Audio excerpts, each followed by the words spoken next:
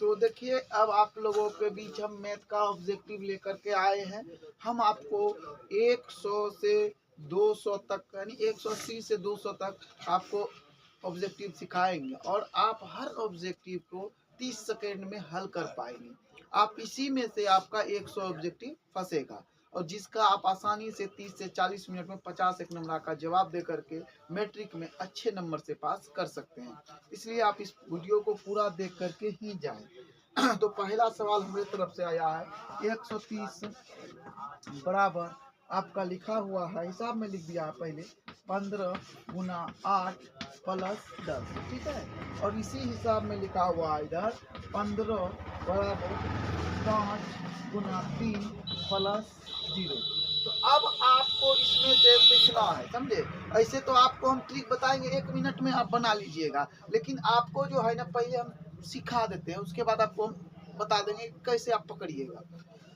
अब देखिए, 5 से जब इसमें भाग दीजिएगा, मतलब छोड़िए बात को, अब देखिए 5 या 15 अब प्लस 0, 0 जब आ जाता है तो ये आपका 900 हो जाता है। तो ये 900 हो जाता है यूक्लिड विभाजन से। तो अब आपका जो है इसका 900 कंप्लीट कर दीजिए, उसके बाद आपका आंसर आएगा।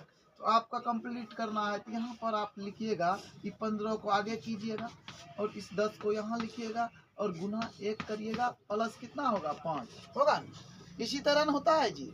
फिर 10 को आप यहाँ लेकर आइएगा और 5 गुना 2 प्लस 0।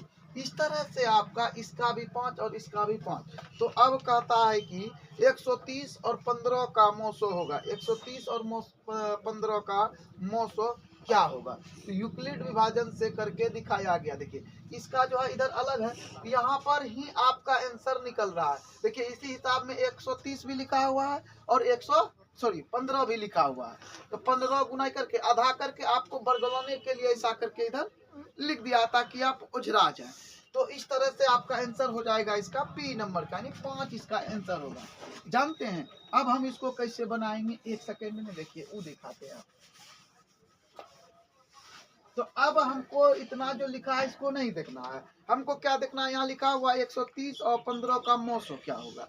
तो अब आप यहाँ पर जो है लिखेंगे 130 15 गुना, कितना से गुना करना पड़ेगा 8 से प्लस 10। ऐसा हिसाब में लिखा हुआ, लेकिन हमने हिसाब से नहीं लिखा, हम अपने यूक्लिड विभाजन का प्रमेय करके उससे लिख रहे हैं। 15 10 गुना 1 होगा प्लस 0।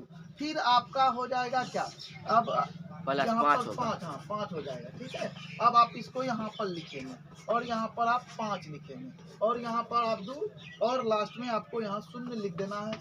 तो इस तरह से आपका 5 इसका 900 हो गया, यानी 30 130 और 15 का 900 कितना होगा 5 होगा। लेकिन जब 2 नंबरिया में ऐसे आपको पूछता है तो आप ऐसे जवाब देंगे, लेकिन जब आपका इस तरह से हिसाब दिया रहता है, लिखा हुआ रहे, तो हम आपको अब बता देते हैं ट्रिक। जब इस तरह से हिसाब आपका लिखा मिल जाए, ध्यान दीजिए मेरा बात, 15 गुने 8 प्लस 10 और यहाँ पर देखिए कि आपको लिखा हुआ है 15 बराबर 3 गुने 5 गुने 3 बराबर 0।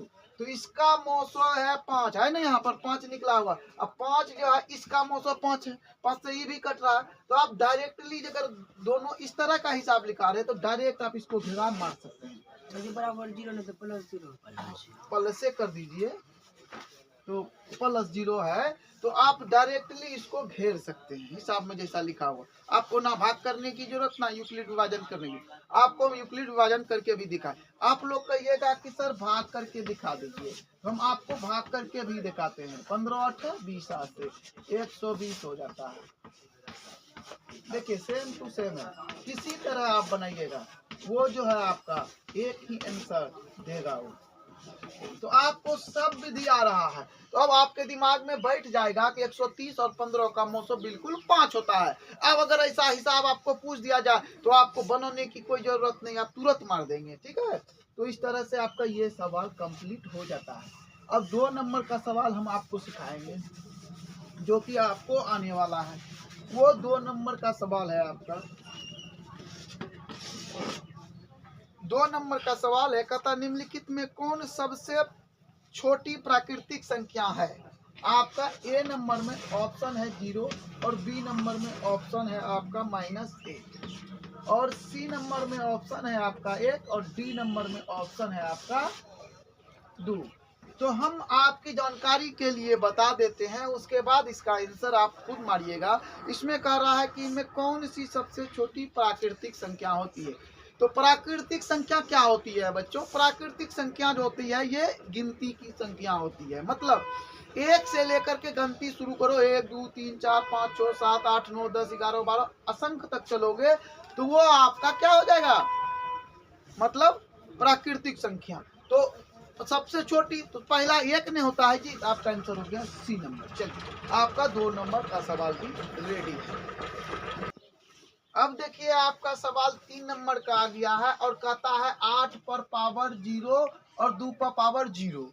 अब इसका मान क्या होगा? बीच में क्या है? गुना है, इस बात को ध्यान रखिएगा। अगर यहाँ घटा होता तो मान दूसरा होगा, यहाँ अगर भाग होगा तो मान दूसरा होगा, और यहाँ पर जोड़ होगा तो मान दूसरा होगा, और गुना होगा तो इसका मान दूसरा होगा। लेकिन एक बात याद रखिएगा, भाग और गुना की स्थिति में मान लगभग बराबर ही होगा, बराबर ही होगा, और घटा और गुना के जोड़ के स्थिति में आंसर जो है दूसरा होगा। लेकिन यहाँ पर क्या है, आपका गुना है। हम आपका तीनों करके दिखाएंगे, ठीक है, जो क्या क्या मान होगा चारों कर देंगे। अब इसमें से कोई भी आपको पूछे तो आपका नंबर एकदम आना है।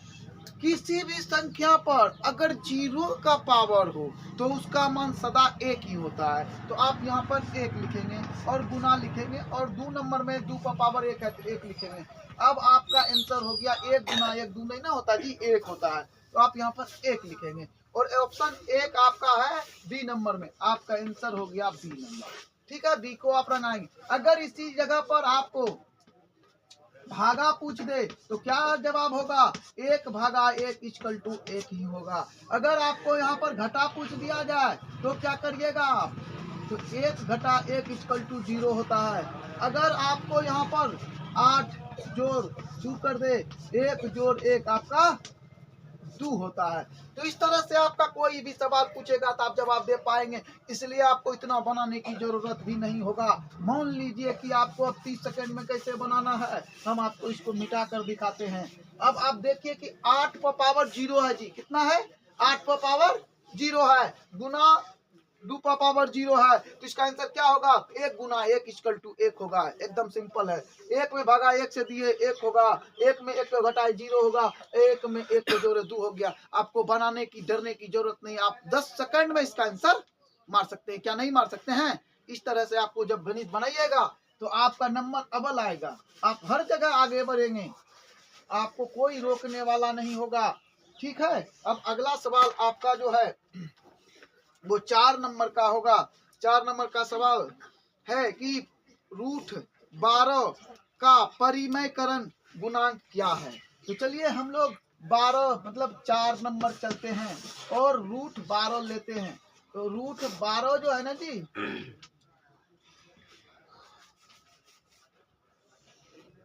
तो √12 जब है आपका, तो √12 में आपका क्या है? परिमेयकरण गुणांक क्या है? तो परिमेयकरण गुणांक क्या होता है, इसको पहले आप समझ लीजिए कि ऐसी संख्या से गुना किया जाता है कि वो संख्या जो रूट में है वो एक पूर्ण वर्ग बन जाए। क्या बन जाए?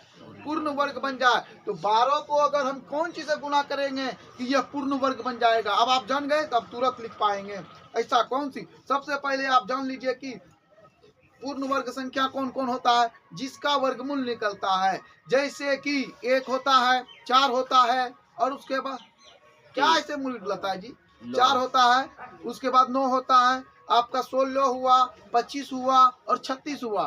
तो आप इसको अगर 36 में तब्दील कर दें, क्योंकि देखिए 9 तो इसको गुना करने से आएगा नहीं, और 25 तो आएगा नहीं, 16 तो आएगा नहीं। आप इसको 9 अगर बना सके, 36 बना सके तो हो सकता है। तो आप इसको गुना क्या करेंगे? √3 से गुना करना चाहेंगे, और ये हो जाएगा आपका 36। कहने का मतलब आपका आंसर √3 होगा, और सवाल नंबर जवाब नंबर होगा आपका ए नंबर। इसका आंसर कौन हो गया? ए नंबर। चलिए ठीक है।